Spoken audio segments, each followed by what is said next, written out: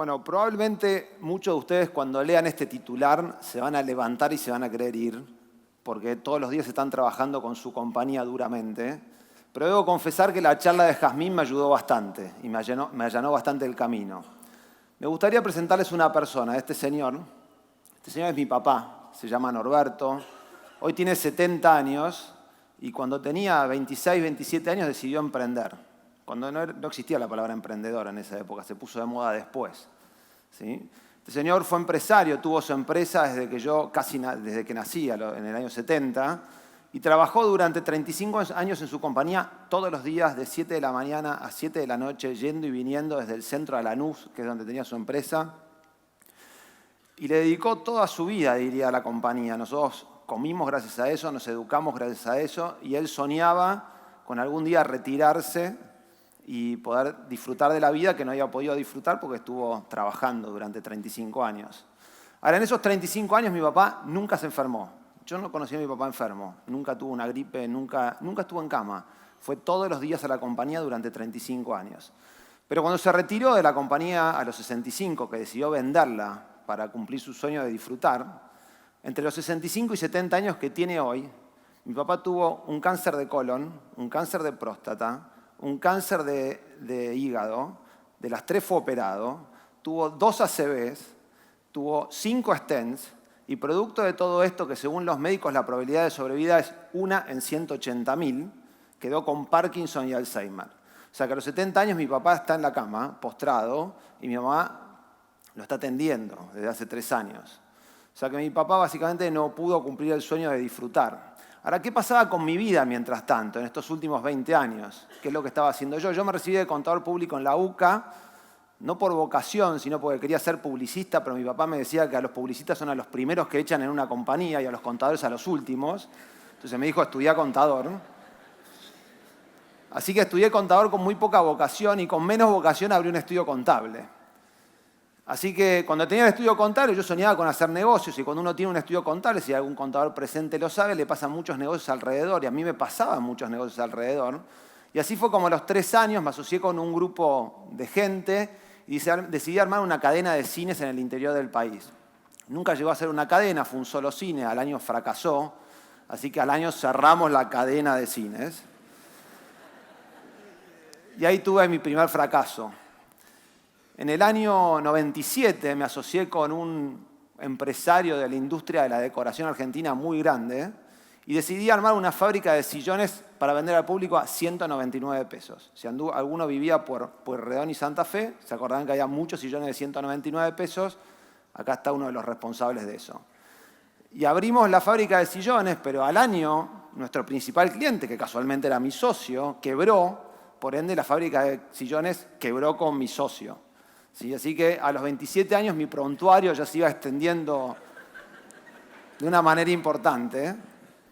Pero como era un visionario, en el año 99, en plena época de Internet, decidí que había que hacer un negocio de Internet y fundé una compañía llamada Promored.com, que es una compañía de cupones de descuento online. O sea, lo mismo que Groupon exitosamente 7 años después hizo, yo lo hice no exitosamente 7 años antes.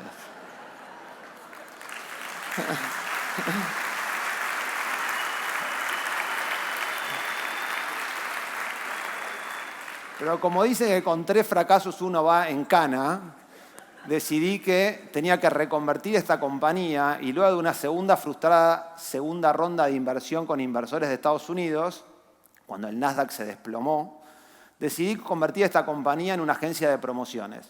Y no sabiendo nada de promociones. En mi vida, más que destapar una tapita para ver qué gané, es lo que había hecho. Pero sin embargo, Promored, que es así como se llama la agencia, se convirtió en 4 o 5 años en una de las agencias más grandes de promociones de Latinoamérica.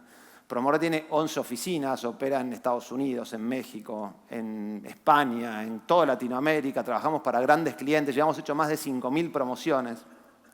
Tiene 300 empleados hoy en la compañía. Pero como me aburrí de Promored y no estaba fracasando hacía mucho tiempo,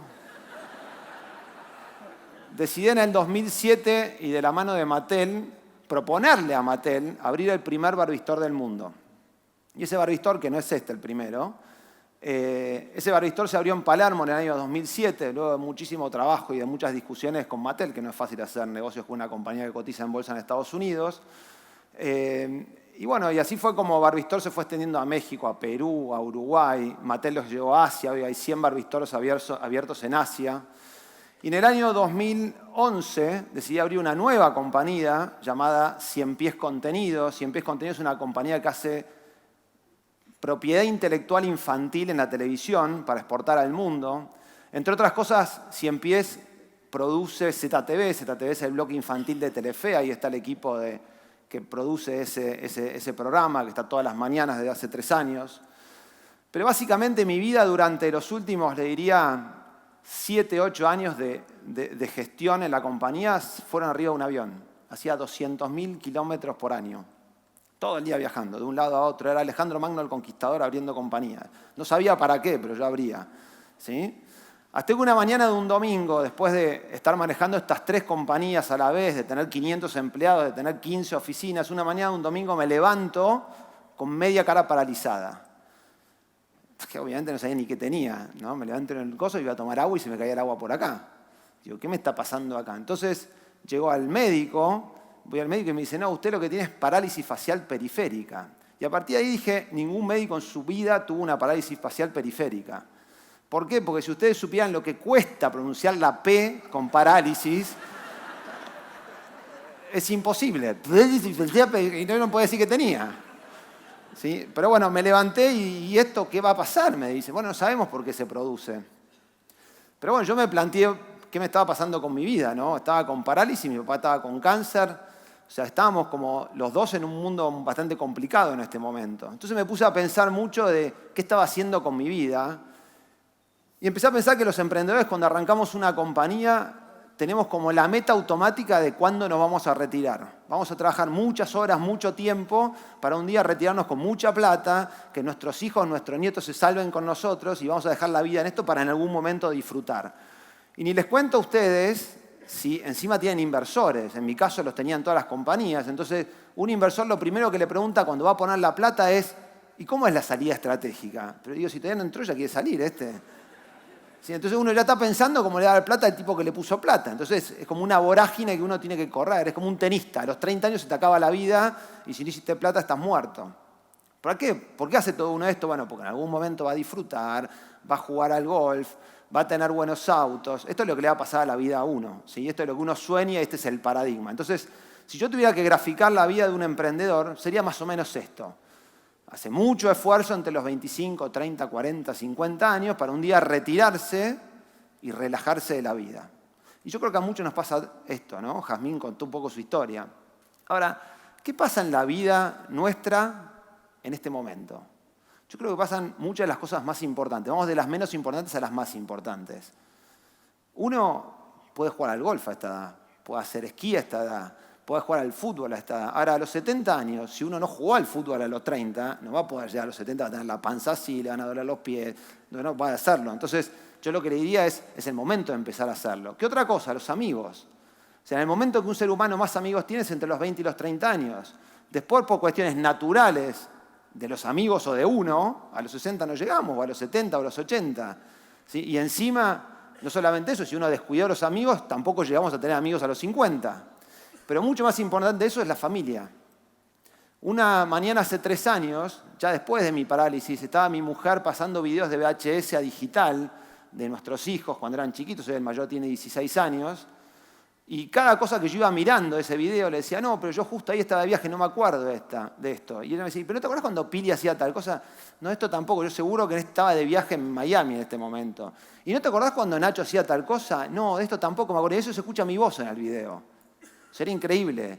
O yo estaba de viaje físicamente o estaba de viaje mentalmente. Aún estando dentro de mi casa, yo estaba de viaje. Entonces, ¿cuánto uno se está perdiendo mientras está dedicándole tanto esfuerzo a la compañía? Ahora bien, veamos qué pasa en ese momento de la vida, que es el momento de mi papá.